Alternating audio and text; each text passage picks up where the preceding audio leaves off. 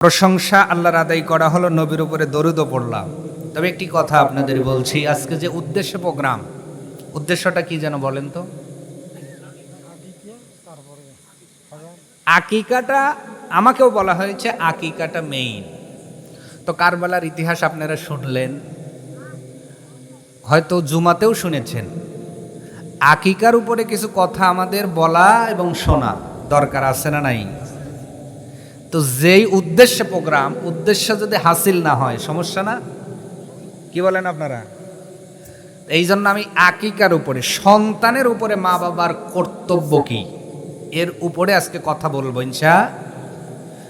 কুকুর জন্মসূত্রে যদি বাবা হইতো, কুকুর সবচেয়ে বড় বাপ, কারণ একবারে সন্তান জন্ম দেয় হলো 7-8টা। কথা রাগ না করে ভালো করে বোঝেন, জন্ম দিলেই যদি বাবা হওয়া যায়, আপনি একবারে সন্তান জন্ম দেন একটা, কুকুর দেয় কয়টা? কথা কয় না, কমপক্ষে 4-5টা। তার মানে জন্ম দিলেই বাবা হয় না, জন্ম দিলেই মা হয় না। একটি সন্তানের উপর আপাতত 11টা দায়িত্ব মা বাবার আছে। সুবহানাল্লাহ। কয়টা? আজকে অল্প সময়ে আমি এই 11টা বিষয়ের উপরে আপনাদের সামনে কথা বলবো। যদি সন্তানের কেউ শাফায়াত পেতে চায়, সন্তান হাফেজ, সন্তান আলেম, বা সন্তানের নেক সন্তান বানালেন, কিন্তু ওই সন্তান কিয়ামতে আপনাকে চিনবে যদি এই 11টা হক আপনি আদায় করেন। আর এই 11টা হক আদায় করলেই রব্বির হামহুমা কামা রব্বায়ানি সগীরা বললে দোয়া কবুল হবে। তাহলে যতর গুরুত্ব যতটা এই 11টার মধ্যে, এগুলো জানার দরকার আছে না নাই বলে? এই লক্ষ্যে যেহেতু আমার ভাইজান সন্তানের আকিকার অনুষ্ঠান করেছেন, এর উপরে আমি হক নিয়ে কথা বলবো। আজকে আমরা শুধু মা বাবার ওয়াজ শুনে কাঁদি এবং বলি হুজুর একটু মা বাবা সম্পর্কে বলেন। আজকে যারা মা বাবা হয়েছেন, গত কয়েক বছর আগে তারা সন্তান হয়েছেন আগে না মা বাবা হয়েছেন আগে? আগে সন্তান হয়েছেন, এরপরে বাবা হয়েছেন। আপনার সন্তান আগে সন্তান হইল, এরপরে বাবা হবে, ঠিক কিনা? তো সবাই একদিন সন্তান ছিলাম। মা বাবা যদি হক আদায় না করে, মনে রাখবেন ওই সন্তানও বৃদ্ধ বয়সে ওই মা বাবার খেয়াল রাখবে, ও দোয়া করে সোজা করা যাবে না। এই জন্য আসুন আমরা হক নিয়ে কথা বলবো ইনশাআল্লাহ। সম্মানিত হাজরিন, আল্লাহর কোরআন এবং হাদিস অনুযায়ী একজন মা আর একজন বাবার দায়িত্ব হলো সন্তানের প্রতি কমপক্ষে 11টা। জোরে বলেন কয়টা? ভেঙ্গে ভেঙ্গে বললে অনেক বলা যাবে, আপাতত মূল 11টা মনে রাখেন।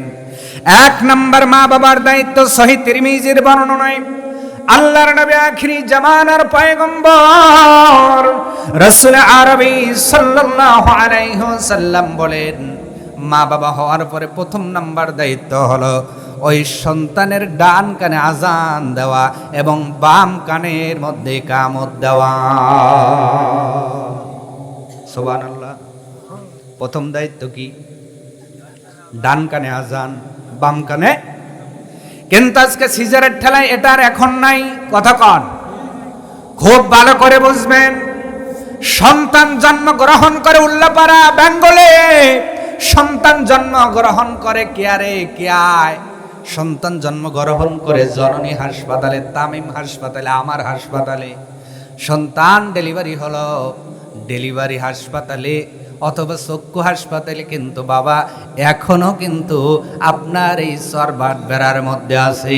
উনি তো গেলেনই না, তাহলে বাবার হক 1মটাই ডিসকোয়ালিফাই হয়ে গেছে। কথা বলা লাগবে ভাই। আপনি বাবা হিসেবে 1ম নাম্বারে ডিউটি ছিল সন্তানের ডান কানে আজান দেওয়া। আজান কেন দেওয়া লাগবে? কারণ আজানের 1ম বাক্য আল্লাহু আকবার, আল্লাহু আকবার, আল্লাহু আকবার, আল্লাহু আকবার। 4বার আল্লাহর বরত্ব প্রকাশ করলেন। এবার আপনার এরপরে 2টা বাক্য, আশহাদু আল্লা ইলাহা, আল্লাহ ছাড়া কোনো ইলাহ নাই। এরপরে 2টা বাক্য হলো আশহাদু আন্না মুহাম্মাদার রাসূলুল্লাহ, আল্লাহর রাসূল মুহাম্মাদুর রাসূলুল্লাহ হলো আল্লাহর রাসূল। জোরে বলুন সুবহানাল্লাহ। এরপরের 2টা বাক্য হাইয়া আলাস সালাহ, ও সন্তান যখন বালেগ হবা নামাজের দিকে যাওয়া লাগবে। সুবহানাল্লাহ। এরপরের দুইটা বাক্য হাইয়া আলাল ফালা, ও সন্তান আমি তোমারে কল্যাণ দিতে পারবো না, আমি জন্ম দিয়েছি তোমাকে কল্যাণের মালিক যিনি বানাবেন, জোরে বলেন তিনি কে? আর ওই কল্যাণ যদি পেতে চাও হাইয়া আলাস সালা, আগে নামাজের দিকে আইসো, এরপরে কল্যাণকামী হইও। এরপরে আল্লাহু আকবার, আল্লাহু আকবার, লা ইলাহা ইল্লাল্লাহ। আযান হলো, ইকামত হলো, এইটা হলো মা বাবার প্রথম ডিউটি। অতএব যারা বাবা হবেন মনে রাখবেন, এক নাম্বার ডিউটি কি, দায়িত্ব কি? সন্তানের ডান কানে আযান, বাম কানে ইকামত। এটা আমার কথা নয়, তিরমিজির বর্ণনায় নবীজি বলেছেন, সুবহানাল্লাহ। দুই নাম্বার ডিউটি হলো মা বাবার সুন্দর একটা নাম রাখা। জোরে বলেন, কি রাখা? আমার বন্ধুবর মাওলানা আব্দুল আলিম আলোচনা করে গেলেন মুসলিম বিন আকিলের দুইটা সন্তানের কথা। নাম কি যেন বলেছেন? একজনের নাম ইব্রাহিম, আর একজনের নাম হলো মোহাম্মদ। দুইটা নাম ভালো না খারাপ? জোরে বলেন। আর আমাদের নাম Mini Dolly, Tolly, Mini tablet, hurricane, সিবনি। কথা হয় না, ডিজিটালের ঠেলায় তো নাম আর খুঁজে হয় না। সুহাগী, আদুরি, খিচুড়ি, কথা কয় না, আছে না নাই? সুন্দর নাম রাখার গুরুত্ব কেন দেওয়া হলো মনে রাখবেন, কিয়ামতের দিন আল্লাহ তাআলা তার বান্দাদেরকে মাফ করার জন্য ছোট্ট ছোট্ট কিছু ওসিলা তালাশ করবেন, কিছু আল্লাহ ছোট্ট ছোট্ট কারণ তালাশ করবেন। এমনও বর্ণনায় আছে, কিয়ামতের দিন আল্লাহ পাক ইব্রাহিম বলে যখন ডাক দিবেন, ইয়া ইব্রাহিম, সব ইব্রাহিম গুলো আল্লাহর সামনে দাঁড়িয়ে যাবেন।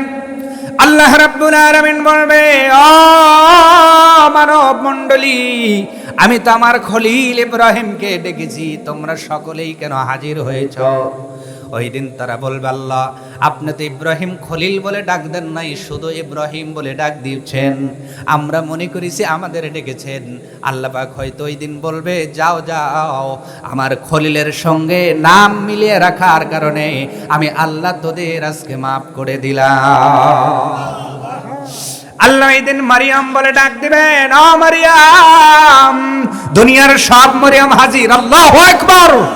আল্লাহ পাক ডাক দিয়ে বলবে, আমি তো ঈসা নবীর মা মরিয়মকে ডাক দিয়েছি, যে ইমরানের মেয়ে, এই যে কন্যা, ইমরানের কন্যা, একে তো আমি ডাক দিয়েছি, তোমরা সবাই কেন আসলা? সব মরিয়ম বলবে, আল্লাহ আপনি তো স্পেসিফিক ভাবে আলাদা ভাবে ডাক দেন নাই, এই জন্য আমরা সকলে হাজির হয়ে গেছি। আল্লাহ পাক হয়তো ওই দিন বলবেন, যাও, মরিয়মের সঙ্গে নাম মেলার কারণে আমি আল্লাহ তোদের মাফ করে দিলাম। মা বাবার দুই নাম্বার ডিউটি, সুন্দর একটি নাম রাখবেন, যেই নামটা কোরআন হাদিসে টেকে, অর্থ আছে। সুবহানাল্লাহ। সুন্দর নাম রাখার দায়িত্ব কার? মা বাবার। এই জন্য সন্তান পেটে আসলেই সুন্দর নাম ঠিক করে রাখবেন। কিন্তু আমরা নাম ঠিক করি সন্তান হবার পরে, হুজুর একটা নাম রেখে দেন। হুজুর কয় আব্দুর রহমান, কয় না ওল্ড মডেল, নিউ মডেল দেন। আর হুজুর কয় না, নিউ মডেল নাম তো আমার ডায়েরিত নাই। কথা কয় না। এইটা গেল দুই নাম্বার ডিউটি। তিন নাম্বার, এইটা আজকের আলোচনার বিষয়। তিন নাম্বার মা বাবার ডিউটি হলো, যদি মেয়ে হয় একটা খাসি, আর যদি ছেলে হয় দুইটা খাসি, এর মাধ্যমে আকিকা করা। কি করা? কি করা? এইটা কার ডিউটি? মা বাবার ডিউটি। কিন্তু এমনও মা বাবা আছে, বছরে আপনার মাসে মাসে পিঠা খাওয়ার টাকা হয়, কিন্তু সন্তানের আকিকা করার টাকা হয় না। আছে না নাই? আমার ভাইয়েরা, আকিকা কেন করবেন? আকিকা করা জরুরি কেন? প্রশ্ন হতে পারে না যে হুজুর আকিকা কেন করা লাগবে? আকিকা এই জন্য করবেন, কারণ আকিকা হলো ফিদিয়া হয়, সন্তানের পক্ষ থেকে বালা মুসিবতের ফিদে হিসেবে আল্লাহ কবুল করেন। বলেছেন মুহাম্মাদুর রাসূলুল্লাহ সাল্লাল্লাহু। কারণ এই পশুটা যখন জবা করা হয়, ইমাম সাহেব কিন্তু দোয়া পড়ে, অথবা যদি আপনি নিজে জবা করেন, উত্তম হলো পশুটা নিজে জবা করা, যার ছেলে তার জবা করা। যদি উনি করতে পারেন ভালো, না হলে ইমাম সাহেব যখন দোয়া পড়ে তখন কিন্তু পড়ে, যখন গলায় ছুরি চালায়, আল্লাহুম্মা হাজিহি আকিকাতু ইবনি। যদি নিজে জবা করে তাহলে ইবনি, আমার সন্তান। আর যদি ইমাম হয় উনি বলবে ফলান, অমুকের পুত্র। এখন এই ছেলেটার নাম কি যেন, আজকে যে ছেলেটা আজকে আকিকা যার, এই ছেলেটার নাম রিফাত। এই রিফাতের নামটা এখানে ধরেন বাবা বসায় দিল, বাবা নাই, এবার ইমাম সাহেব বলতেছে ফলান রিফাত বা অমুক নামটা বসায় দিয়ে বলছে দামুহা বিদামিহি, এই পশুর রক্ত তার রক্তের বদলে, সুবহানাল্লাহ, এই পশুর রক্ত তার রক্তের বিনিময়, ওয়া লাহমুহা বিলাহমিহি, এই পশুর গোশত তার গোশতের বদলা, ওয়া আজমুহা বিআজমিহি, এর হাড় তার হাড়ের বদলে, ওয়া জিলদুহা বিজিলদিহি, এর চামড়া তার চামড়ার পরিবর্তে, ওয়া শা'রুহা বিশারিহি, এই পশুর লোম চুল তার চুলের পরিবর্তে আল্লাহ আপনি এই সন্তানের পক্ষ থেকে ফিদে হিসেবে কবুল করেন, বলেন সুবহানাল্লাহ। এমন এই দোয়া পড়ে পড়ে কিন্তু এই পশুটাকে জবা করা হয়েছে। আকিকার সময় এই দোয়া পড়ে, আল্লাহ এই সন্তানের চুল, হাড্ডি, গোশত, চামড়া, এই পশুর যা যা আছে সন্তানেরও তা তা আছে, এক কথায় এই পশুটার বিনিময়ে আপনি সমস্ত মুসিবত থেকে তারে হেফাজত করুন। তাহলে আকিকা যে করলেন, আকিকায় তো অনেকেই আবার ডাম বাজায়, কথা কয় না, কি বাজায়, বাজায় না? তো এনাদের একটু সুবুদ্ধি হয়েছে, আমার মতো নগণ্য খাদেক আপনার নগণ্য একজন আলেমকে দাওয়াত দিয়েছেন, যোগ্য আলেমের ওয়াজ তো আপনার ইতিমধ্যে শুনে শেষ করে ফেলেছেন, উল্টা হইছে, হয়তো ওনারে পরে দিলে আপনারা একটু খুশি বেশি হইতেন। হ্যাঁ আমার ভাইয়েরা, তাহলে 3 নাম্বার মা বাবার ডিউটি আকিকা করা। আর আকিকার পশু যখন জবা করা হলো, এই সন্তানের সব কিছুর পরিবর্তে সব কিছুর ফিদা হিসাবে আল্লাহ পাকের কাছে যখন উপস্থাপন করা হলো, নবী বলেন আকিকা যদি হয়ে যায়, রব্বুল আলামিন যদি কবুল করে, বড় বড় দুর্ঘটনার থেকে আল্লাহ পাক তাকে হেফাজত করে দেয়।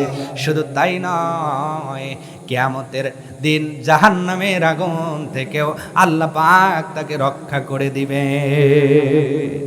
এই জন্য আকিকা করার দরকার আছে না নাই? আর একটু জোরে বলেন, আছে না নাই? 3 নাম্বার গেল। 4 নাম্বার হলো শিশুকে পুরা 2 বছর দুধ পান করান লাগবে।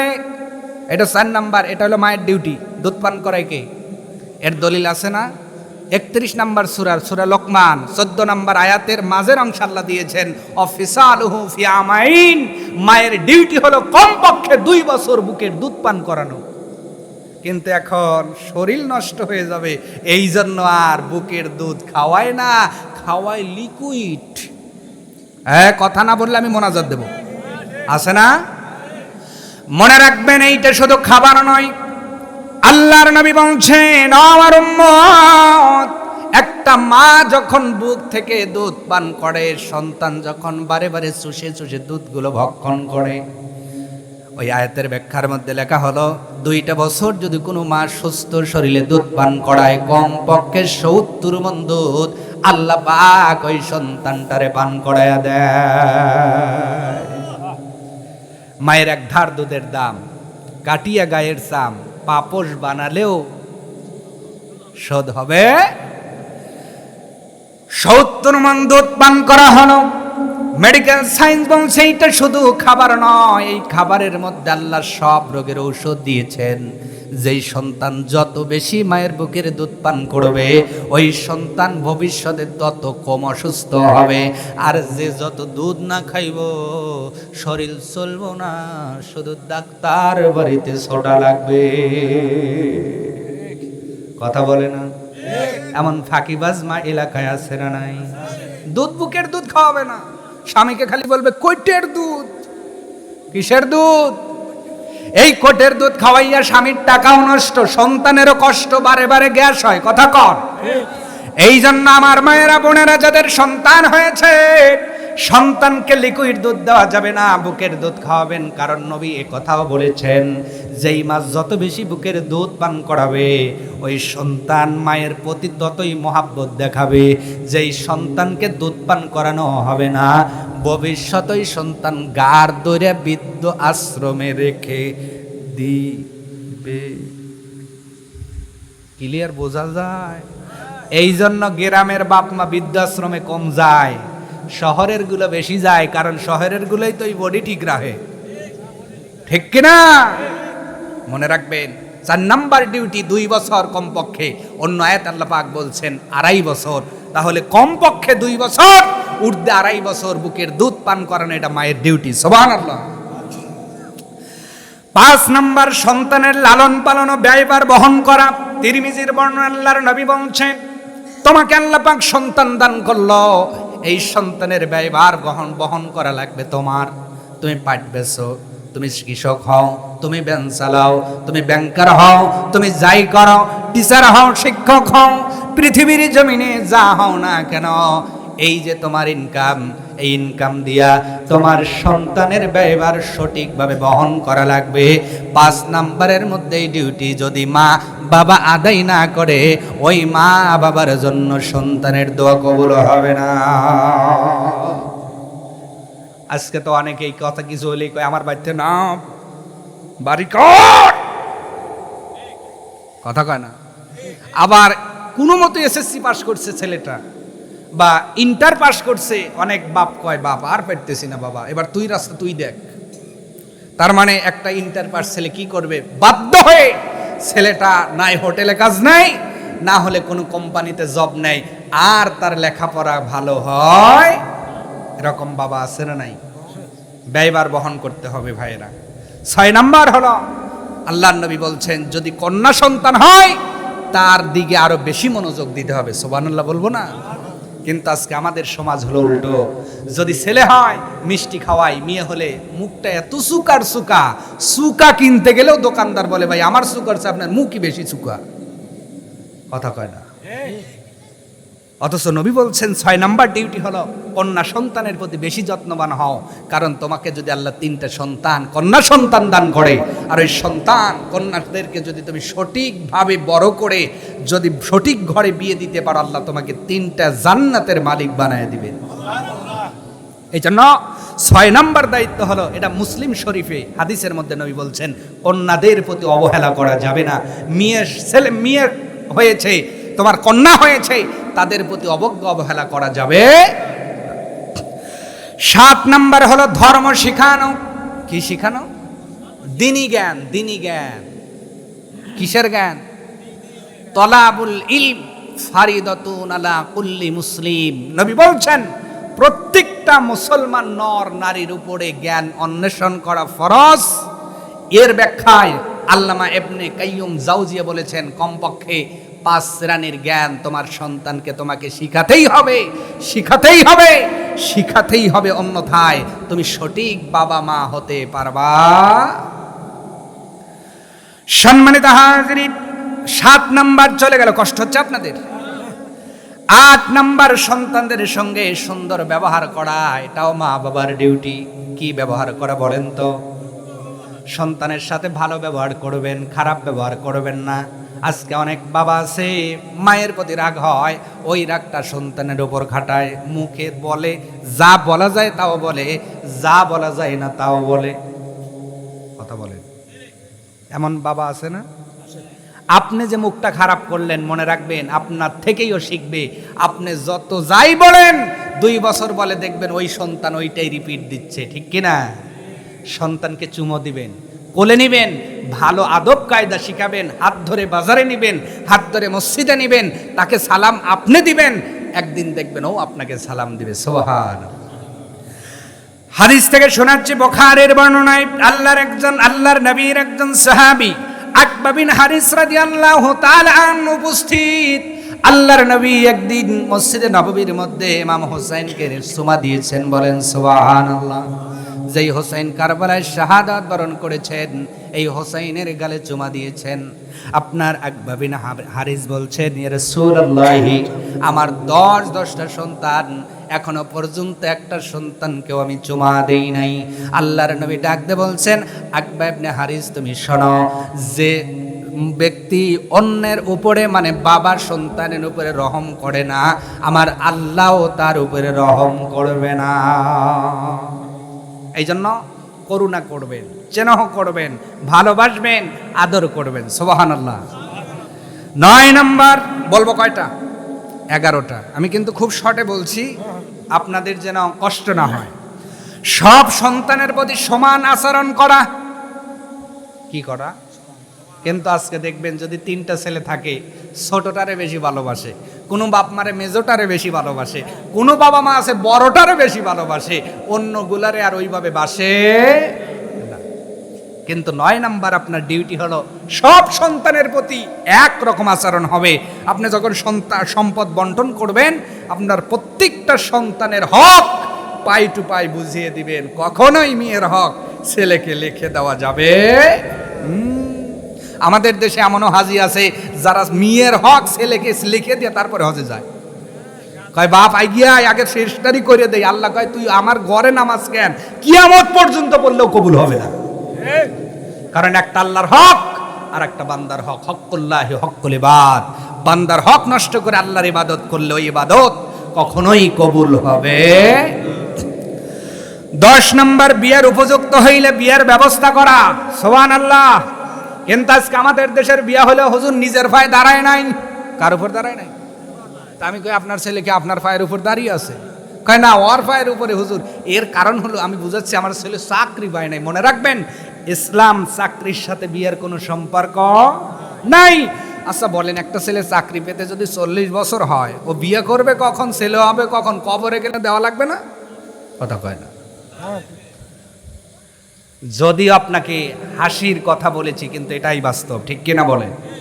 ছেলের উপযুক্ত হলো, মেয়ে উপযুক্ত হলো, আপনি বিয়ে দেন। রিজিকের ব্যবস্থা যিনি করবেন তিনি কে?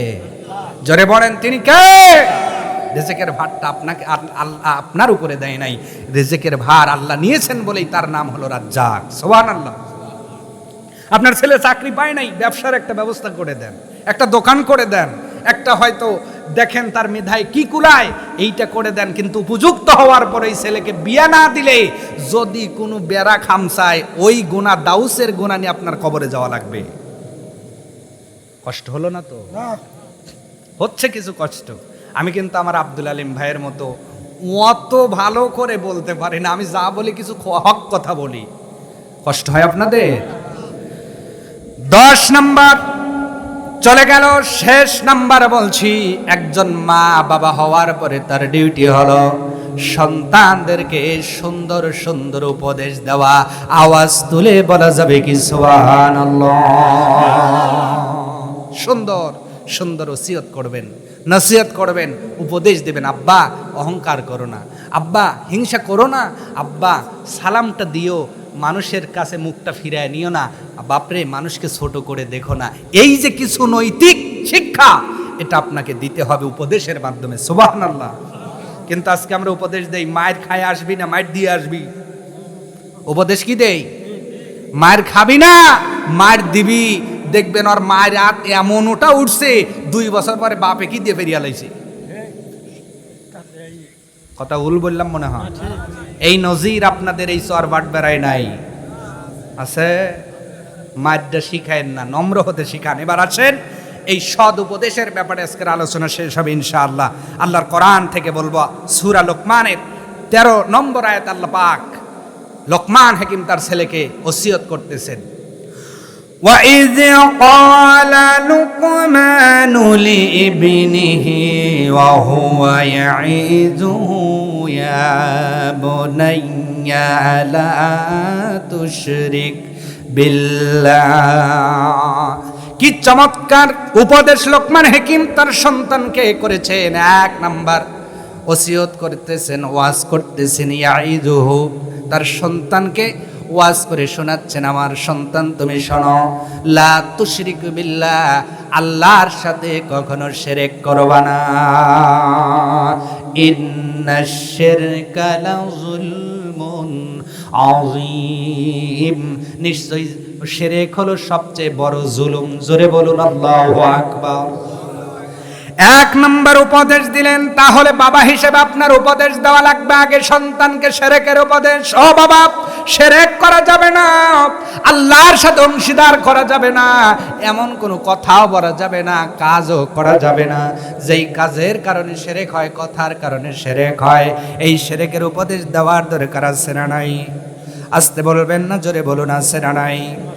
এবার পরের উপদেশ 16 নম্বর আয়াতে দিচ্ছেন, ইয়া বুনাইয়া ইন্নাহা ইন তাকু মিসকালা হাববাতিন মিন খরদাল।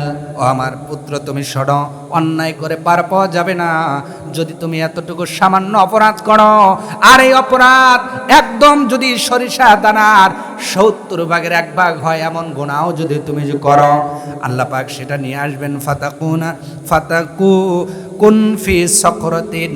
আর এই গোনাটা যদি তুমি পাথরের মধ্যে লুকিয়ে রাখো, আও ফিস সামাওয়াত, যদি আসমানের মধ্যেও লুকিয়ে রাখো, আও ফিল আরদ, অথবা জমিনের মধ্যেও তুমি যদি এই গোনাটাকে গেড়ে রেখে দাও, এমন গোনা করেছো সরিষা দানা 70 ভাগ করলে 1 ভাগ, তার নাম হলো মিসকাল। সুবহানাল্লাহ।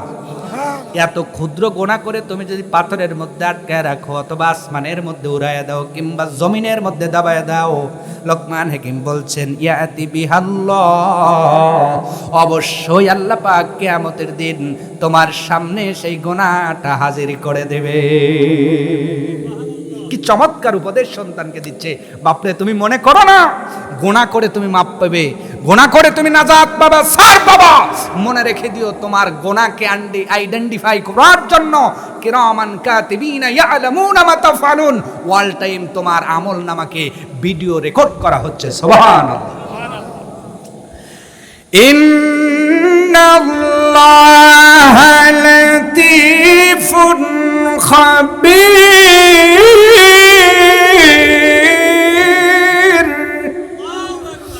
নিশ্চয় আল্লাহ সব বিষয়ে খবর রাখেন। ও আমার সন্তান, খবরদার, অল্প পাপ করেছো বলে নাজাত পাওয়ার সম্ভাবনা নাই। দেখেন লোকমান হাকিমকে চমৎকার উপদেশ তার সন্তানকে দিচ্ছেন। এমন চমৎকার চমৎকার উপদেশ সন্তানদের দেওয়ার দরকার আছে না নাই?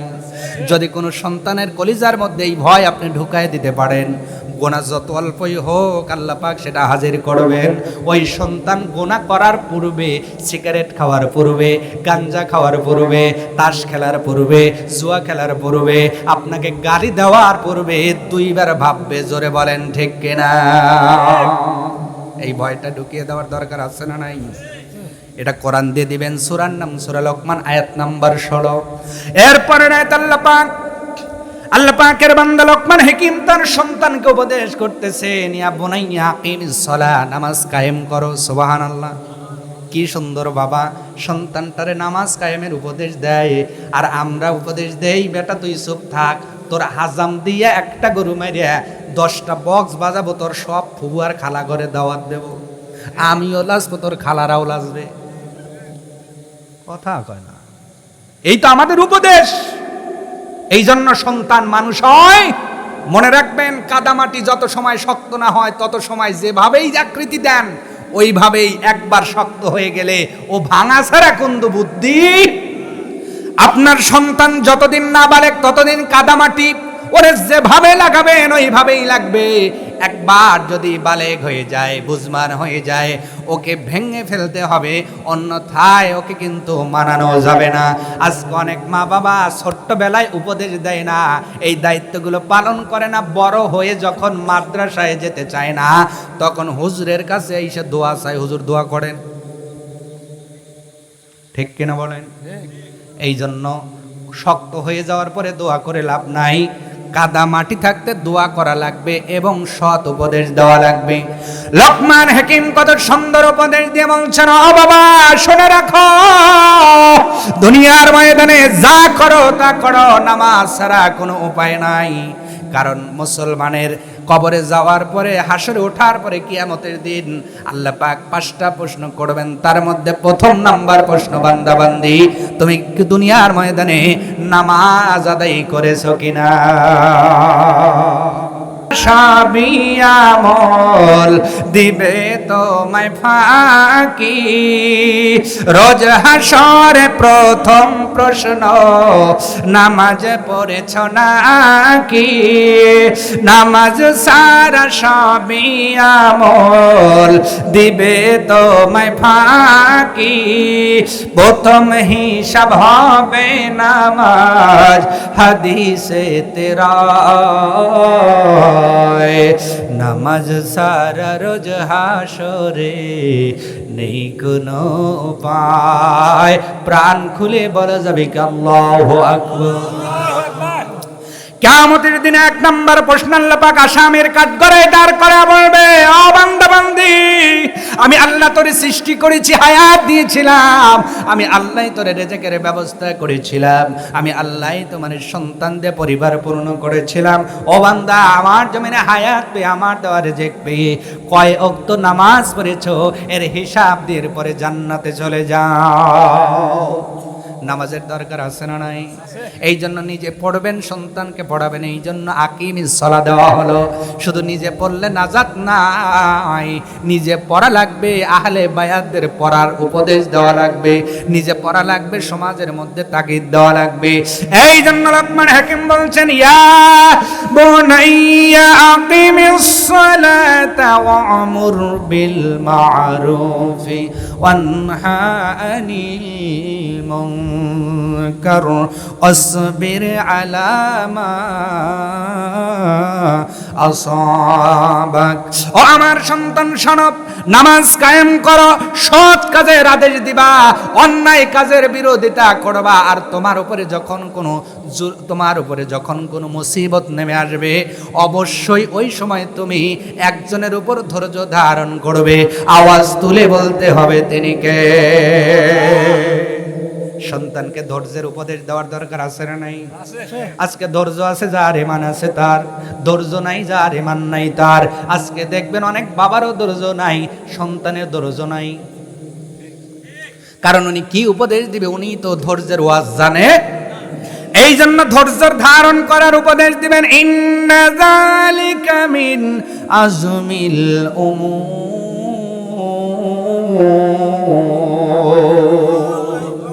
লোকমান হাকিম বলছে, বাবা তুমি যদি এইভাবে নিজের জীবনটা গোছাইতে পারো, মনে রাখবে এইটাই হলো দৃঢ় সংকল্পের পথ, এইটাই হলো দৃঢ় ঈমানের পথ, এইটাই হলো নাজাতের পথ, এইটাই হলো সফলতার পথ।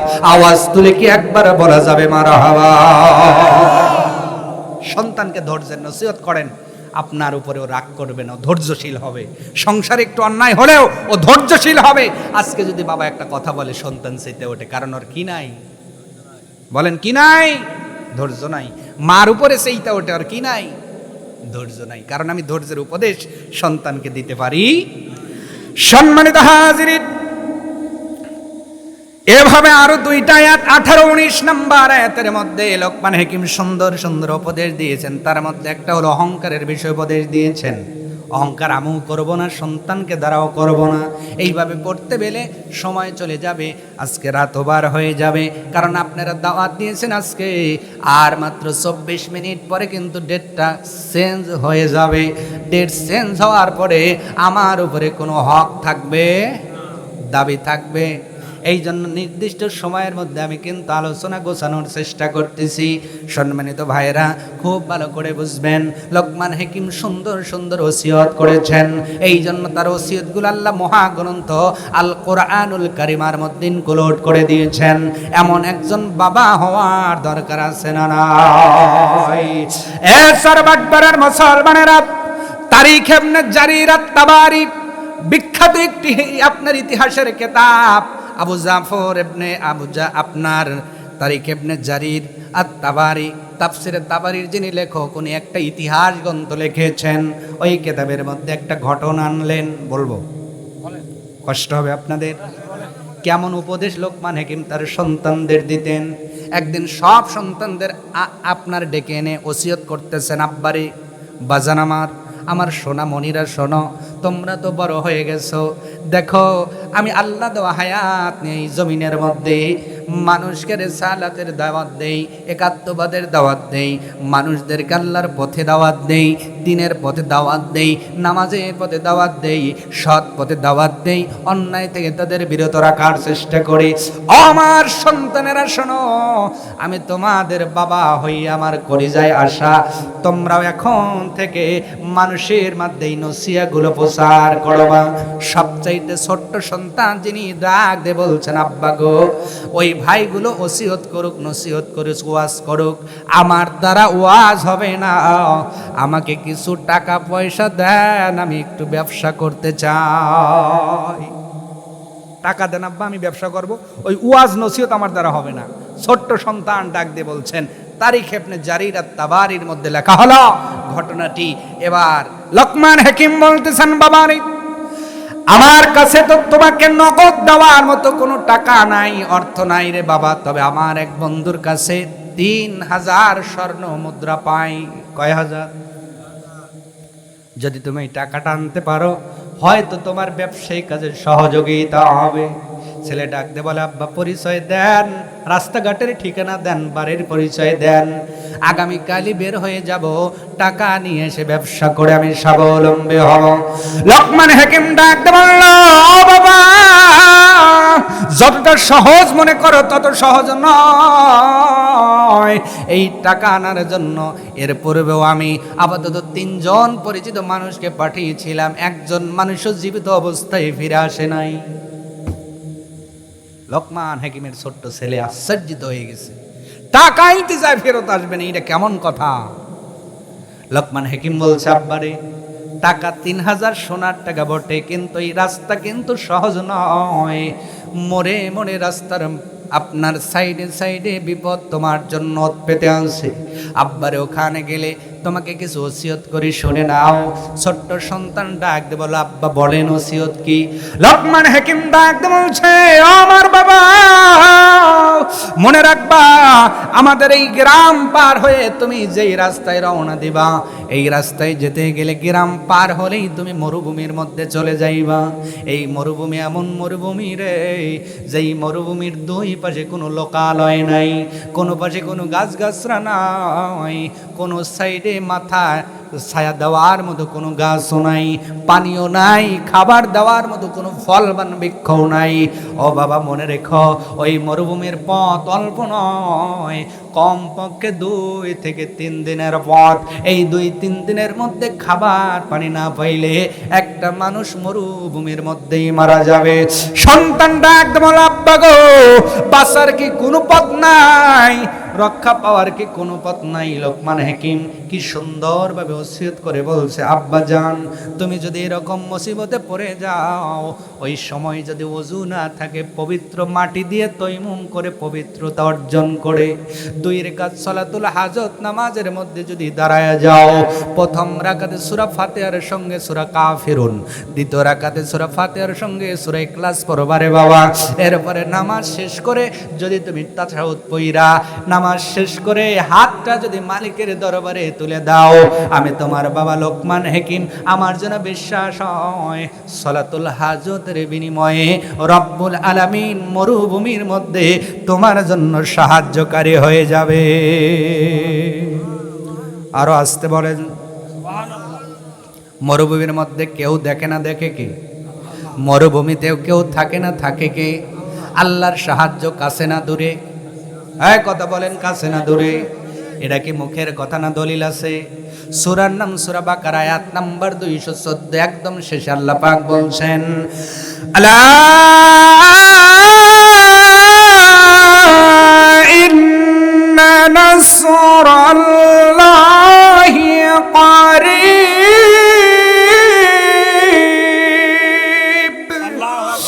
রব্বুল আলামিন বলছে, মনে রেখো, জেনে রেখো, তোমরা অবগত থেকো, আল্লাহর সাহায্য দূরে নয়, দূরে নয়, করিব শব্দে আল্লাহ পাক বলছেন নিশ্চয়ই আল্লাহর সাহায্য অতি থেকে অতি নিকটে। বলুন সুবহানাল্লাহ। ও বান্দা তুমি জানো, তুমি ঘুমায় যাও, তোমার মা তোমার কাছে থাকে না, কারণ কিতাবের মধ্যে লেখা হলো আন্নাউ মুনিসফুল মাউত, মরণ আপনার ঘুমটাই মরণের অর্ধেক। আল্লাহ পাক ডাক দে বলে, বান্দারে আমি যদি তোর থেকে আমার সাহায্যটা দূরে নিয়ে যেতাম, তোমার ঘুমটাই মরণ হয়ে যেত, তুমি আর সকাল বেলায় জাগ না পাইতা না। এই যে সকাল বেলায় অর্ধেক মরণ থেকে তুমি জাগ না পাও, এটাও রবের সাহায্য, জোরে বলা যায় নাকি সুবহানাল্লাহ। আলা ইন্না নাসরাল্লাহিল কারীব, আল্লাহর সাহায্য দূরে নয়, আল্লাহর সাহায্য অতি নিকটে। সুবহানাল্লাহ। করিব শব্দের অর্থ হলো শুধু নিকটে না, অতি নিকটে। সুবহানাল্লাহ বলেন। এ বাবা, সালাতুল হাজত নামাজ পড়বা, দোয়া করবা। আমি তোমার বাবা বলছি, দোয়ার কারণে আল্লাহ পাক ওই জায়গায় তোমার জন্য একটা উদ্যান দান করে দিবেন। সুবহানাল্লাহ। তুমি ঢুকে দেখবে ওই জায়গায় সুন্দর মিঠা পানির একটা প্রসাবন ঝরতেছে। তুমি পান করবা, যত খুশি পান করবা। নিজের কাছে যে পাত্র আছে ওই পাত্রটাও পানি দ্বারা ভরপুর করে নিবা। এরপরে আবার পথ চলা শুরু করবা। তবে বলেন তো, একটা মানুষ যদি রোদের মধ্যে কাজ করে, কাজ করার পরে দুপুর টাইমে যদি পেট ভরে পানি পান করে, ওই মানুষটার চোখে ঘুম আসে না নাই? জীবাণু আছে না নাই? আপনারা কষ্ট পাচ্ছেন? একটু কথা বলেন, জীবাণু আছে না নাই? কারণ রৌদ্রের মধ্যে গাওটা ঘেমে গেলে কিন্তু আমার শরীর ক্লান্ত হয়। ওই সময় পানি পান করলে চোখের মধ্যে ঘুম ত্রন্দা আসে কি আসে না? নিজের মধ্যে একটা ক্লান্তি আসে কি আসে না? লোকমান হাকিম বলতেছে, আব্বা জান, পানি পান করবা, পানি নিয়ে যাবা, রওনা দেবা। কিছু দূর যাওয়ার পরে দেখবে একটা বড় একটি গাছের মতো দেখা যাবে, কিন্তু তোমার মন চাইবে ওই গাছের নিচে বসতে। কিন্তু আমি তোমার বাবা হয়ে নসিহত করলাম, ওই গাছের কাছে যাইবা না, বসবা না। যদি ওই গাছের কাছে বসো, তোমার প্রাণনাশের উপক্রম হতে পারে। বসবা না। তবে বাবারে, যদি ওই গাছের কাছে কোনো বৃদ্ধ একটি লোক দেখতে পাও, তাহলে ওই লোকটা যদি তোমাকে কাছে ডাক দিয়ে বসায়, তাহলেই বইসো। সুবহানাল্লাহ। লোকটা যদি ডাকে তাইলে বইসো, লোক না পাইলে বসার দরকার। বাবা আছে লোকমান হাকিম, যার নামে আল্লাহ একটি সূরাই দিয়েছেন কোরআনে। কি জ্ঞান, কি হিকমত আল্লাহ তারে দিয়েছিলেন। সুবহানাল্লাহ। এইটা আমি বলি না, তারিখ ইবনে জারির আত-তাবারির মধ্যে লেখা হয়েছে। সুবহানাল্লাহ বলে। সম্মানিত হাজরিন, সন্তানকে বার বলতেছে, বাবারে গাছের কাছে বসবা, মুরব্বী লোক যদি পেয়ে যাও বসবা, তার কথা শুনে চলবা, উনি যা যা বলবে শুনবা। এরপরে যদি ওনার দেখা হয়, যাবার বেলায় তাকে পারলে একটু সফর সঙ্গী বানায়া নিও। সুবহানাল্লাহ। একটু অনুরোধ কইরা বইলো, কাকা কি আঙ্কেল কি একটু আমার সাথে একটু চলেন, আমি টাকা আনতে যাইতেছি, আমার সাথে একটু চলেন। আব্বাজান, ওনাকে যদি সাথে নিতে পারো, এরপরে তুমি কিছু দূর, বহুদূর পথ পার হয়ে একটি জঙ্গলের মধ্যে জীর্ণ শীর্ণ একটি কয়েকটা বাড়ির মধ্যে একটি গ্রাম দেখতে পাইবা। ওই জায়গাতে গিয়ে যদি আমার পরিচয় দাও, আমি লোকমান হাকিমের ছেলে, দেখবা তোমার আদরের অভাব হবে না। সুবহানাল্লাহ। কারণ ওই গ্রামের লোকও লোকমান হাকিমকে ভালো করেই চেনে। এই পরিচিতি যিনি দিয়েছেন তিনি কে? মানুষকে সম্মান দেয় কে? মানুষকে অপমান করে কে? বাপরে, ওখানে যে আমার পরিচয় দিও, তোমার থাকার অভাব হবে না, খাওয়ার অভাব হবে না, থাকার জায়গার অভাব হবে না। তবে একটা সাবধানতা তোমাকে অবলম্বন করতে হবে। ওদের মধ্যে একটা সুদূরী সুন্দর সুরসী মেয়ে আছে, যার দিকে নজর পড়লেই যুবকেরা বিয়ে করতে পাগল হয়। তুমিও হতে পারো, তবে সাবধান, মেয়েটারে বিয়ে কইরো না, তুমি মারা যেতে পারো। করছে ওসিয়ত লোকমান হাকিম তার সন্তানকে। সুবহানাল্লাহ। তবে বাপরে, যদি ওই মুরব্বীর সাথে যায় আর মুরব্বী যদি কোনো পথ দেখায়, সেই পথ দেখো, কোনো সমস্যা হবে। ওখানে বিয়ে শাদী যদি হয় ভালো, না হলে ভালো। এরপরে ওই গ্রামটা ছেড়ে একটা নদী পার হয়ে এরপরে কিছু দূর পার হলেই দেখবা সমুদ্রে বীজের উপরে দোতলা বাড়ির মধ্যে আমার বন্ধু থাকে। তবে আমার বন্ধু টাকা দেয় ঠিক, রাত থাকতে বলে। যদি ওই রাতে তুমি অবস্থান করো, বেঁচে ফেরার সম্ভাবনা নাই। অতএব টাকাটা নিয়া ওই দিনেই ব্যাক করে চলে আসবা। সুবহানাল্লাহ। রহস্য কয়টা? অনেকগুলা। সুবহানাল্লাহ বলবেন না? কি সন্তান ওসিয়ত করতেছেন আব্বা, কিন্তু ছোট্ট ছেলে লোকমান হাকিমের ছোট ছেলে, উনি চিন্তা করছে আমার টাকা লাগবে, আমি ব্যবসা করব। সুবহানাল্লাহ। নিজের জীবন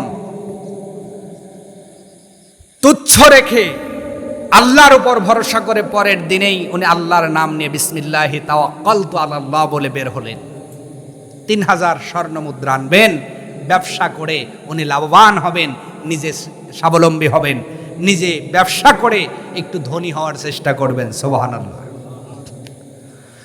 লোকমান হাকিমের ছোট ছেলে রওনা করলেন, বাড়িতে বিদায় নিয়ে চলে গেলেন। সাথে কিছুই নাই, মশকের মধ্যে পানি আছে, কাদের মধ্যে একটা আপনার ওই যে ঝোলার মতো একটা আছে পটলা, পটলার মধ্যে কিছু শুকনা রুটি খাবার আছে, আর এক মশক পানি নিয়ে বের হলেন আল্লাহর নাম নিয়ে। গ্রাম ছেড়ে মরুভূমির মধ্যে চলে গেলেন। যাওয়ার পরে মরুভূমির পথের মধ্যে যখন চলে গিয়েছেন, যারা হজ করতে গিয়েছেন অথবা যান নাই, যারা হজ করেছেন তাদের কাছে শুনে দেখবেন, ওই যে মরুভূমির মধ্যে বালুর মধ্যে এই বাংলাদেশের হাজিরা খালি পায়ে হাঁটতে পারে না। কারণ যখন রোদ ওঠে এক একটা বালি যেন আগুনের অংরা হয়ে যায়। এতই উত্তপ্ত জায়গা। লোকমান হাকিমের ছেলে বলছে, আমি যখন চলে গেলাম মরুভূমির মধ্যে, যাওয়ার পরে একদিকে সূর্যের তাপ, নিচ থেকে যেন মরুভূমির সেই উত্তাপ আমার শরীরটাকে ভাজা মাছের মতো ভেজে ভেজে দিল। আপনার যখন কিছু সময় যাওয়ার পরে আমার শরীরটা যেন ডিহাইড্রেট অনুভব করলাম। এখন পানির মশকে হাত দিয়ে দেখি আমার শরীর তো কি গরম, পানিটা তার সে ফুটন্ত পানির মতো গরম হয়ে গেছে। কি বিপদ, পানি যদি পান করতে না পারে আমি মারা যাব। বাবার কথা মনে পড়ে গেল। আব্বা তো বলেছিল সালাতুল হাজত নামাজ আদায় করার কথা। ও বাংলাদেশের মুসলমান, সরবাটপাড়ার মুসলমান, এখনো যদি এই নিয়ম মেনে কেউ যদি আমল করতে পারে, আপনি বিপদে পড়েছেন ও মায়েরা বোনেরা, এই বিপদের কথা ফোনের মধ্যে বাবারে বইলে কোনো ফল হবে না। আপনি সালাতুল হাজত নামাজ পড়ে যদি দোয়াটা করতে পারেন, আল্লাহ পাক এই নামাজের বিনিময়ে আপনার মুশকিলটা হাসান করে দেবে। আপনাদের এই নামাজের দরকার আছে না নাই? লোকমান হাকিমের ছেলে তাইমুম করলেন। আপনার কি বলে, কেউ বলেছেন মাটি ছিল সঙ্গে, কেউ বলেছেন গরম পানি তো পান করা যায় না। ওই পানি দ্বারাই উনি অজু করলেন। অজু করার পরে 2 রাকাত নামাজের নিয়াত করে দাঁড়ালেন। প্রথম রাকাতে সূরা ফাতিহার সঙ্গে সূরা কাফিরুন তেলাওয়াত করলেন। দ্বিতীয় রাকাতে সূরা ফাতিহার সঙ্গে সূরা ইখলাস তেলাওয়াত করলেন। 2 রাকাত নামাজ শেষ হয়ে গেল। তাশাহুদ শেষ হয়ে যাওয়ার পরে সালাম ফেরালেন। সালাম ফেরানো দেরি হয়েছে, এরপরে হাত তুলতে দেরি করেন নাই। লোকমান হাকিমের ছেলে আসমানের দিকে তাকাইয়া ডাক দেয়, ও মালিক, আজকে এই মরুভূমির ভিতরে আমার বাবাও নাই, মাও নাই, আমার ভাই নাই, বন্ধু নাই। এই মরুভূমির ভিতরে আমার নিজের বলতে আপনজন কেউ নাই। তবে আল্লাহ, আমি জানি যখন দুনিয়ার সব মানুষের সঙ্গে সম্পর্ক ছিন্ন হয়ে যায়, ওই সময়ও একজনের সাথে সম্পর্ক থাকে। আওয়াজ তুলে বলতে হবে তিনি কে। সবার সাথে সম্পর্ক আপনার ছেদ হয়েছে, আল্লাহর সাথে সম্পর্ক ছেদ হয়ে যায় নাই। কি মরুভূমি, কি আসমান, আর কি আপনার সাগরের মধ্যে যদি যেখান থেকে ডাক দেন না কেন, আল্লাহ পাক ডাক দে বলে, বান্দারে এই ডাকটা তোর মায়ের কানে পৌঁছাবে না, এই ডাকটা তোর বাবার কানেও পৌঁছাবে না, এই ডাকটা তোর বন্ধুর কানে পৌঁছাবে না, কিন্তু মনে রেখে দিও ওই নির্জন দ্বীপ থেকেও যদি ডাক দাও, আমি আল্লাহ আমার দরবারে পৌঁছে যাও। লোকমান হাকিমের ছেলেটা ডাক দিয়ে বলছেন, আল্লাহ কেউ নাই, আপনি আছেন, আমি জানি আপনি আছেন। আমি 2 রাকাত নামাজ পড়েছি আব্বার কথায়, আব্বা আমাকে আশ্বাস করেছে আপনি অবশ্যই সাহায্য করবেন। আমার বড় পানি পিপাসা লেগেছে, পানি পান না করলে আমি মারা যাব। আর আপনি তো রাজ্জাক নামের খাতিরে আপনি একটু রিজিকের ফয়সালা করে দেন। সন্তান ডেকে বলছে, পৃথিবীর মানুষ শোনো, আমি দোয়া করে ডান দিকে ঘুরে দেখি এই মরুভূমির মধ্যে সবুজ একটা বাগান যেন ইতিমধ্যেই কায়েম হয়ে গেছে। সুন্দর বাগান, এত সুন্দর বাগান কখনো দুনিয়ায় দেখি নাই। আমি চলে গেলাম বাগানের মধ্যে, কি শীতল হাওয়া, কি সুন্দর পরিবেশ। কিছু দূর যাওয়ার পরে দেখি বাগানের মধ্যে যেন একটা সুন্দর ঝর্ণা, ঝরঝর করে পানিগুলো ঝরতেছে। পানির দিকে তাকায় দেখি এত স্বচ্ছ পানি দুনিয়ার জিন্দেগি কোনো ঝর্ণা আর হয় না। আমি যখন অঞ্জলি বড়ে 2টা হাত বড়ে আমি পানি নিয়ে যখন মুখের মধ্যে দিলাম, এই পানির স্বাদ আর গন্ধ দুনিয়ার কোনো পানির সঙ্গে মেলে না। তাফসিরে আপনার তারিখ ইবনে জারির আত-তাবারির মধ্যে ব্যাখ্যার মধ্যে লেখা হলো, এইটা দুনিয়ার কোনো পানি নয়, আল্লাহ জান্নাত থেকে সাহায্যকারী হিসেবে পাঠিয়ে দিয়েছে। পানি পান করলেন, যত খুশি পান করলেন, নিজের মশকটা পরিপূর্ণ করলেন। আবার উনি ওই জঙ্গল থেকে ওই বাগান থেকে বাহির হয়ে গেলেন। কিছু দূর আসার পরে পিছন দিক তাকায় দেখেন ওই বাগান আর নাই। আওয়াজ তুলে কি বলা যায় না সুবহানাল্লাহ? বাগান ছিল না, আল্লাহ দিয়েছিলেন, এখন বাগানের প্রয়োজন নাই, বাগানও নাই। সুবহানাল্লাহ। বাগান নাই, উনি আবার ওনার পথে রওনা হলেন। মানুষের কিছু পদচারণা, কিছু আপনার দুম্বার পদচারণা, কিছু উটের পদচারণা অনুসরণ করে রাস্তা দেখতে দেখতে রওনা দিলেন। কিছু দূর হাঁটার পরে শরীরের মধ্যে একটু ক্লান্ত চলে আসলো। যেহেতু উনি পানি ভক্ষণ করেছেন, এই জন্য ঘরমান্ত শরীরের মধ্যে বিশ্রাম চাওয়াটা বড় জরুরি। কিছু দূর যাওয়ার পরে বাবার কথা মতো তাকায় দেখে বড় একটা গাছের মতো দেখা যায়। কোথাও কোনো গাছ নাই, কোথাও কোনো বাগান নাই, কোথাও কোনো লোক নাই, কোথাও কোনো ঘর নাই। মরুভূমির ভিতরে একটাই শুধু গাছ। বলেন তো গাছটা দেখলে রৌদ্রের মানুষগুলো গাছের ছায় বসতে মন চায় কি চায় না? আসতে বলবেন না, জোরে বলুন, চায় কি চায় না? ওনারও মন চাইলেন গাছের ছায়ায় নিজেকে একটু বিশ্রাম তো করতে চাই। আব্বা ওসিয়ত করছে গাছের নিচে বসা যাবে না, বসলে জীবন বাঁচবে না। লোকটা ডাইকে বলে, তোমার আব্বা কি আমার কথা কয় নাই? আব্বাও জানে এর খবর, ইনিও জানে আব্বার খবর। সুবহানাল্লাহ। তোমার আব্বা কি আমার কথা কয় নাই? বলে হ্যাঁ চাচা বলছে তো। আমি বললাম বসো, কোনো সমস্যা নাই। ঠিক আছে বসে পড়লেন। বসে জিরান নিচ্ছেন, জিরান নিতে নিতে কোথার থেকে যেন তন্দার ভাব চলে আসলো, চোখ দুইটা বুঝে গেল। এবার মুরব্বী চাচা তাকায় দেখে লোকমান হাকিমের ছেলে ঘুমাইতে দেরি হয়েছে। গাছের নিচ থেকে বিষধর সাপ বের হলো।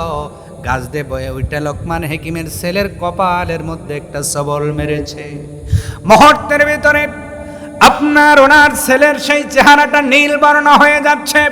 মুরব্বী চিন্তা করলো, আমি আশ্বাস দিলাম, আর ছেলেটা গাছের নিচে বসে পড়লো, আর এই অবস্থা হয়ে গেল, এটা হতে পারে না। আমিও আল্লাহর সৃষ্টি, সাপও আল্লাহর সৃষ্টি।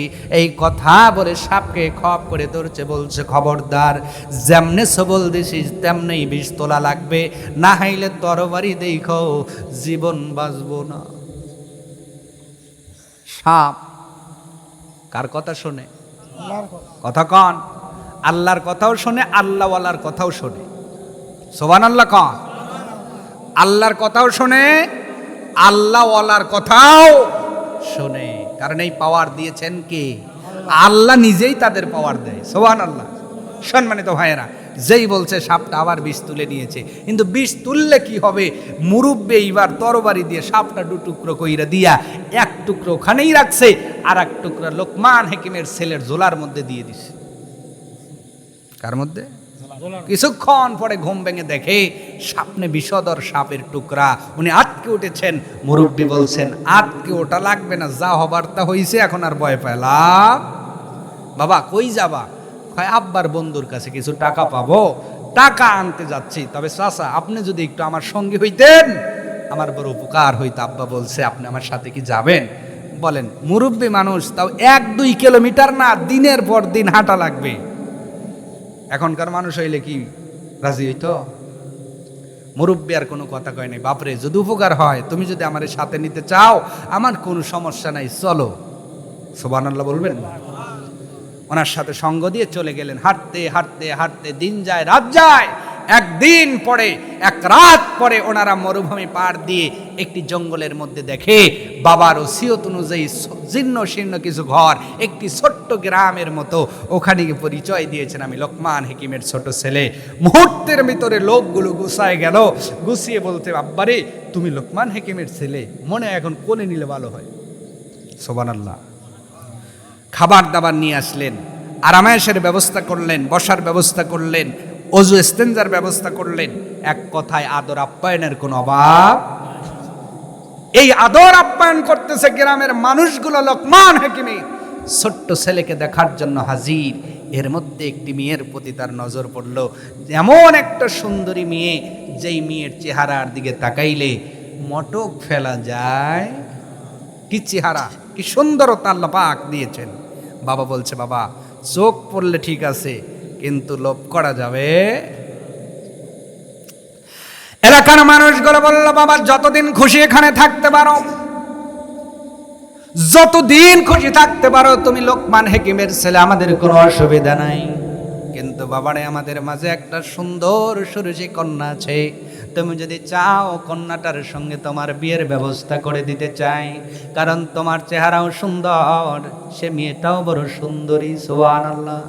কিন্তু বাবার একটা কথা তোমারে বলি, এর পূর্বে 9টা ছেলের সাথে বিয়ে দেওয়া হয়েছিল, বাসর রাত্রে তারা জীবিত ফিরতে পারে নাই। কয়টা? 9টা ছেলের সাথে বিয়ে দেওয়া হয়েছে, বাসর রাতে শেষ রাত, বাসর রাতেই তারা মারা গিয়েছে। তোমার সাথে বিয়ে দিতে মন চায়, কিন্তু বিপদ ছুঁয়ে যাই না, বিয়ে দিতে মন চায়। তুমি কি বিয়ে করবা? লোকমান হাকিমের ছেলে বাবার কথা মনে পড়েছে, চাচারে খালি গুতায়, চাচা আব্বা আপনার পরামর্শ শুনতে কইছে, কন না কি করব। চাচা কয় রাজি হবা, বিয়ে করতে যেহেতু মন চাইছে বিয়ে করো, সুবহানাল্লাহ। এখন উনি তো পড়ছে বিপদে, আব্বা কইছে বিয়ে করলে জীবন বাঁচবো না, আর বিদ্যা কয় বিয়ে করো সমস্যা নাই, কিন্তু একটু আশ্বাস আছে, সাপটার থেকে আল্লাহ পাক তার মাধ্যমে হেফাজত করছে, যেহেতু হয়তো কিছু বুদ্ধি ফিকিরনার আছে। এ বাবা, বিয়ে করো, অসুবিধা নাই, তবে আমি যেমনি বলি সেই নিয়মে চলা লাগবে। চাচা কি নিয়মে চলবো একটু বলেন না। এবার উনি বলা শুরু করলেন, বাবারে বিয়ে হবে, বিয়ে পড়ায় দিয়ে বাসর রাতে চলে যাবা, মেয়েটা তোমার সাথে কথা বলবে, তুমিও কথা বলবা।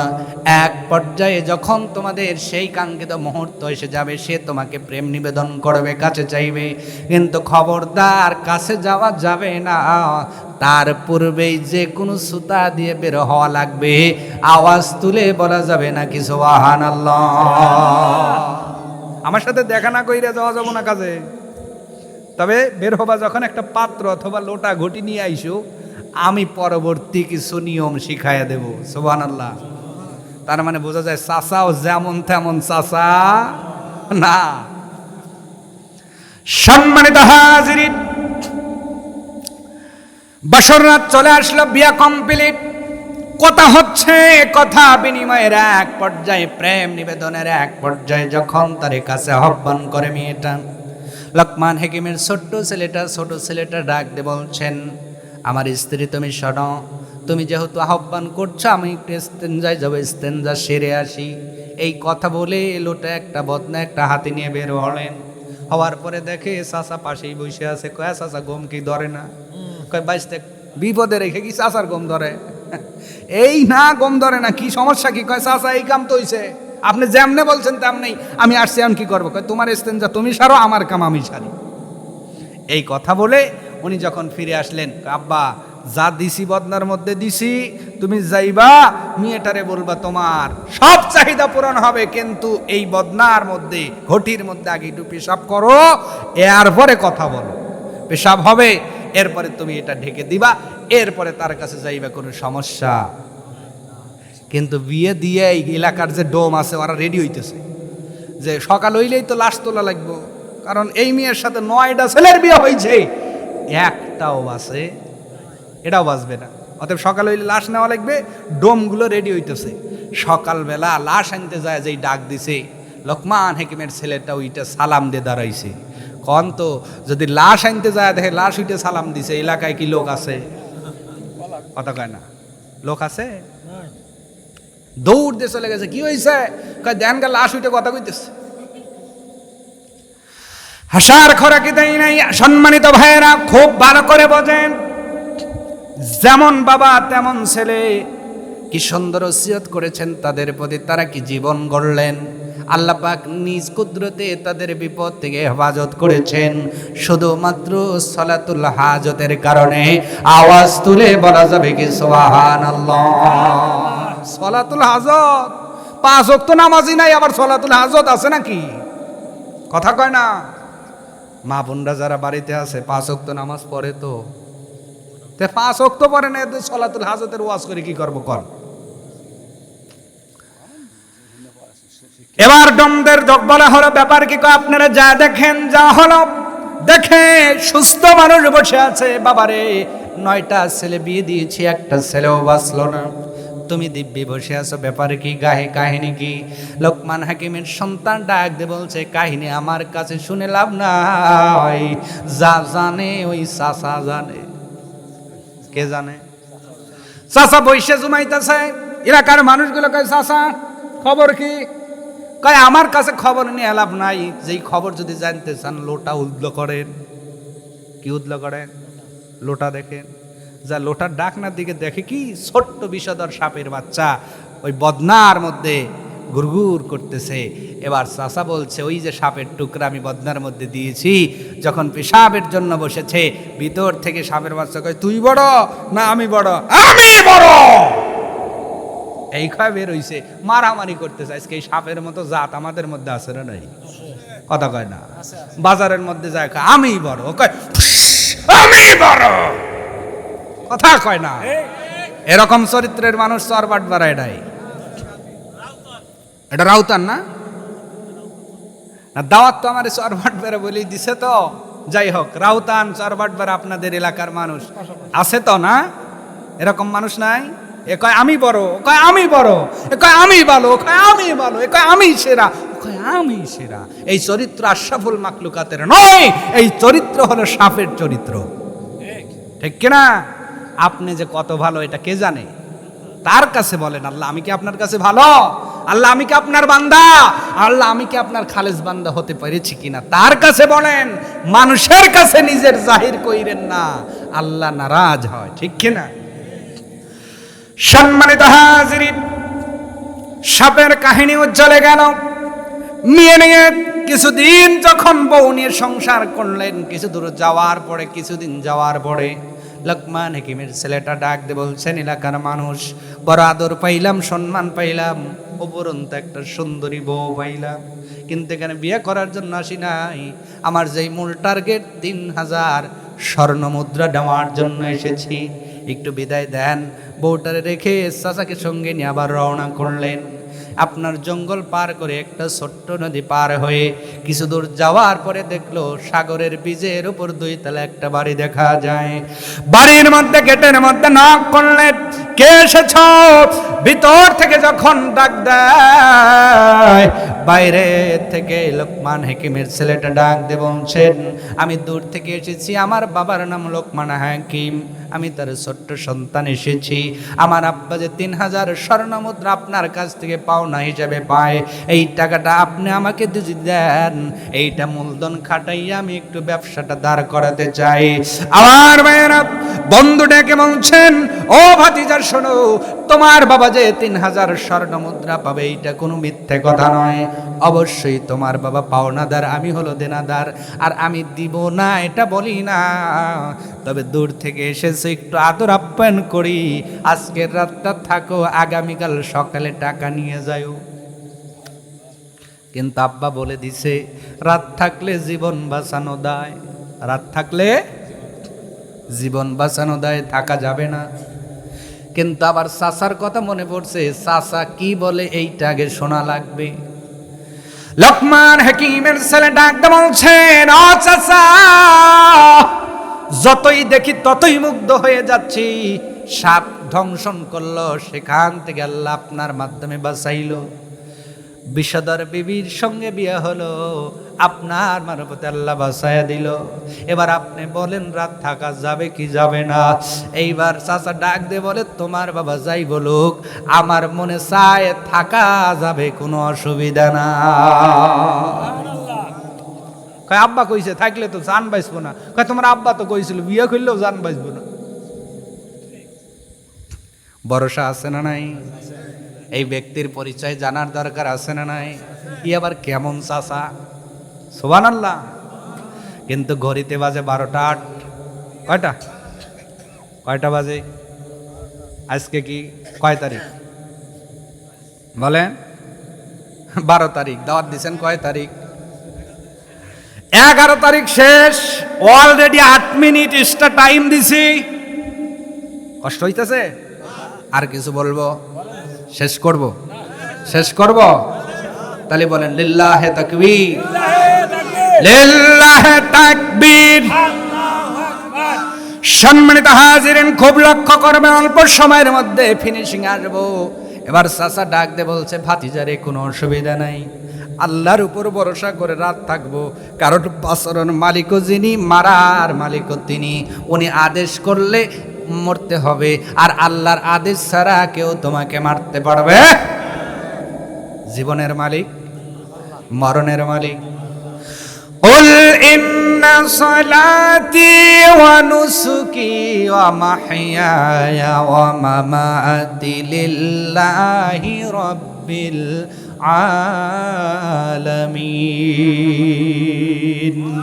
যেহেতু নামাজ, যেহেতু কোরবানি, হায়াত মউত আল্লাহর জন্য, অতএব জীবনের চিন্তা করে লাভ নাই ভাতিজা। এসো এসো, যেহেতু মেজবান চেয়েছে, মেহমান তো না থেকে পারে না। আল্লাহর উপর ভরসা করে থাকলেন। রাত্রে বেলায় লোকমান হাকিমের ছেলেটা ঘুমায়, কিন্তু চাচার চোখে কোনো ঘুম নাই। কি নাই? দুই তালা বাড়ি, নিচের তালায় দুইজনকে থাকতে দিয়েছে। মোরাল কথা হলো, সমুদ্রে কিন্তু রাত্রে বেলায় জোয়ার আসে। কি আসে? জোয়ার আসে। বাড়িটা ওই মাপেই বানানো, জোয়ার যখন আসে একতলা পর্যন্ত পাইনিয়া যায়, পানি হয়। যদি আপনার ডুবে যায়, রুমই যদি ডুবে, ভিতরে মানুষকে তাজা না মরা। এই জন্যই যারা রাত থাকে তারা বাঁচতে পারে না। কেউ বোঝে না। চাচা কয় তোমার বালাগাত মান্তিক বুঝে গেছি। রাত যখন 12টা, গড়ির কাঁটা যখন দ্বিপহর, রাত দ্বিপহর, টিক টিক করে আওয়াজ হয়। চাচা ডাক দে বলতো, ভাতিজা ঘুমের আর খবর নাই, ঘুমের আর সময় নাই, ওঠো ওঠো, তাড়াতাড়ি করে উঠে বসে যাও। চাচা কি হলো? কয় আর কিছু সময় যদি ঘুমাও, এই জীবন নিয়ে আর বাবার কাছে ফিরতে পারো না। ও চাচা কি হলো? কয় কি হয়েছে পরে বলবো, আগে বের হও। দরজা খুলে বের হয়, দোতলায় গেছে। ওই বাড়িওয়ালার দুইটা ছেলে যেই রুমে ঘুমায়, ওই রুমের মধ্যে যখন ছোট্ট দুইটা ছেলে ঘুমাইতেছিল, চাচা যে রুমের মধ্যে নক দিয়েছে। একটা ছেলে আইসা বলে, কি হয়েছে চাচা, কি বলেন? কয় বাবারে, তোমার আব্বা আমাদের যেই ঘরে ঘুমাইতে দিছে, ওই ঘরে তো ঘুম ধরে না। ওই ধরে? তোমাদের রুমটা কত বালা, ওই রুমটা এত অপরিষ্কার, কি যেন গন্ধ গন্ধ লাগে। দুইটা ছেলে ওইটা বলছে, চাচা গো, আপনারা দুইজন যেহেতু মেহমান, আপনারা এই জায়গায় থাকেন, আমরা দুইটা ভাই নিচতলায় যা ঘুমাই। ছোট মানুষ কিছু বুঝতে পারে নাই।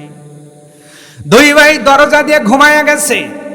সকালবেলা ওই লোকটা উঠে পূর্বের নাই চিন্তা করছে, ছেলেরা ওঠার আগে গ্লাস দুইটা বের করা লাগবে। টাকা নিবা? টাকা নিবা? টাকা দিতেছি। প্রতিবার এই রকম কৌশল করে আল্লাহ কয়, তুমি যেহেতু কৌশল করো, মনে রেখো আমি আল্লাহ বড় কৌশলকারী। ঠিক কিনা? খাল করে গা তো খালি পড়ে গা। উর্দুতে আমার শিক্ষক আমাকে মাঝে মাঝে এই ডায়লগ দিতেন। আমার নুরুল হুজুর, যিনি গ্রন্থাগার ছিলেন বটে, কিন্তু মাঝে মাঝে ক্লাস নিছেন, আমাদের বলতেন, বাবারে খাল করে গা তো খালি পড়ে গা। আমরা বুঝতাম না প্রথম।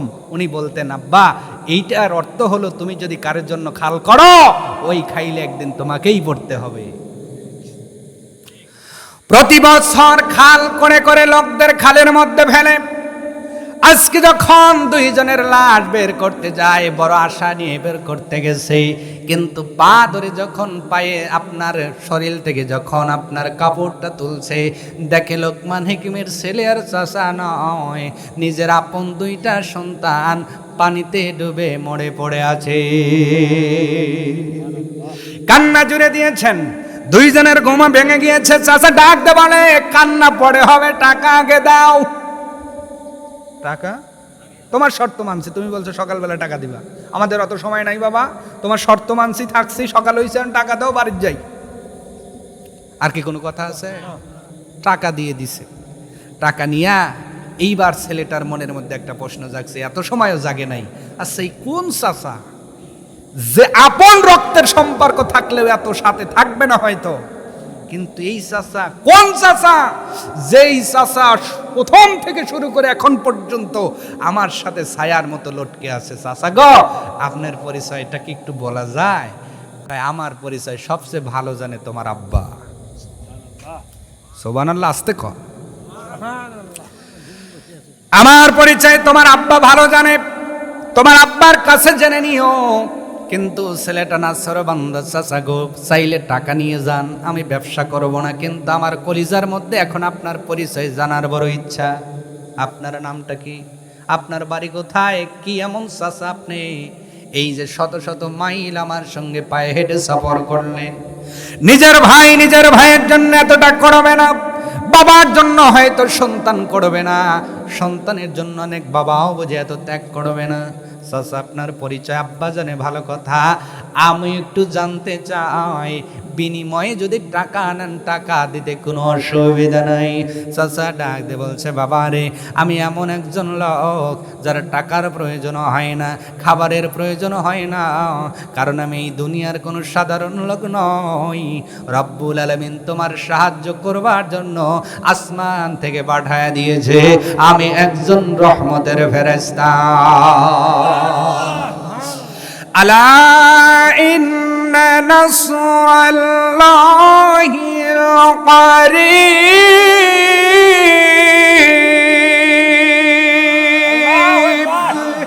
আল্লাহ এই জন্য বলেছেন, মনে রেখো আল্লাহর সাহায্য অত্যন্ত নিকটবর্তী।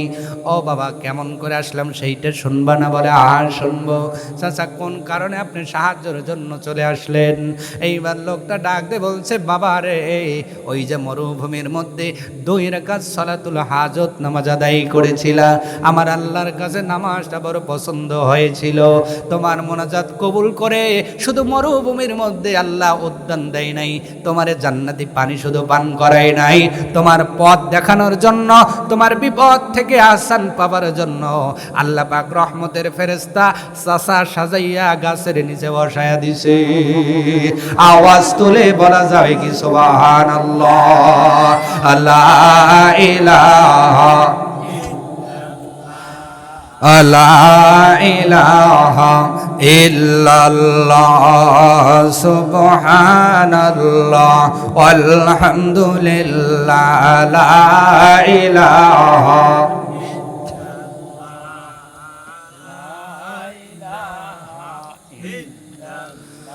অবুঝ মন রে ডুবল বেলা দেখনা চাহিয়া, অবুঝ মন রে ডুবল বেলা দেখনা চাহিয়া, পর পারের ডাক পড়িলে, পর পারের ডাক পড়িলে পার হবি তুই কি দিয়া, ওরে পার হবি তুই কি দিয়া, ডুবলো বেলা দেখনা চাহিয়া, অবুঝ মন রে ডুবলো বেলা দেখনা চাহিয়া, লা ইলাহা।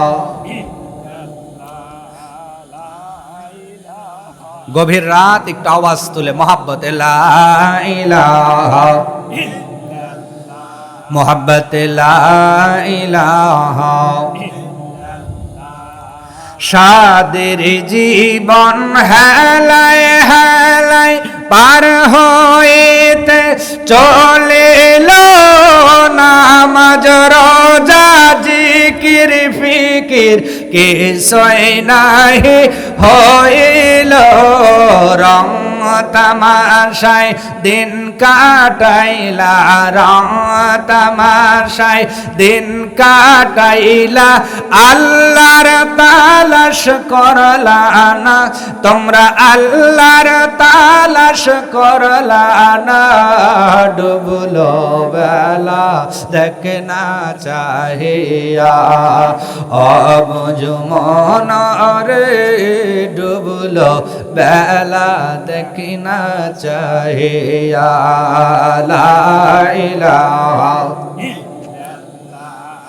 লা ইলাহা ইল্লাল্লাহ, লা ইলাহা ইল্লাল্লাহ মুহাম্মাদুর রাসূলুল্লাহ সাল্লাল্লাহু আলাইহি ওয়াসাল্লাম। কষ্ট হলো আপনাদের? হয় নাই? মাশাআল্লাহ, আলহামদুলিল্লাহ। আপনারা হলো মেজবান, আমি হলো মেহমান। যতটুকু কথা বলেছি আল্লাহ আমাদের আমল করার তৌফিক দান করুন। সকলেই বলেন আমিন। রিফাত ছেলেটার নাম না? ওর বাবা কই? কোন দেশে? মালয়েশিয়াতে আছে। ওনার নাম কি? মোশাররফ হোসেন। ওনার দাদা, ছেলেটার দাদা কে? দাদা মারা গিয়েছেন। দাদি আছে? দাদি বেঁচে আছে, দাদা চলে গিয়েছেন। এই তো জীবন, আমাদের জীবন এই জীবন। ছোট্ট একটি সফরে আল্লাহ পাঠিয়েছেন। এটার উদ্দেশ্যই হলো কবরের জন্য কিছু গুছিয়ে যাওয়া। এইটা কিন্তু আপন ঠিকানা নয় আমাদের, এইটা সফরে আল্লাহ নাবায় দিয়েছেন, বান্দারে যাও। যেমন একটা লোক বিদেশে গেছে, ওর টার্গেট হলো এখানে খেয়ে না খেয়ে কষ্টের সাথে বাঁচার ধরে আমার উদ্দেশ্য হলো টাকা ইনকাম করে দেশে পাঠানো, যেন আমি বুড়া বয়স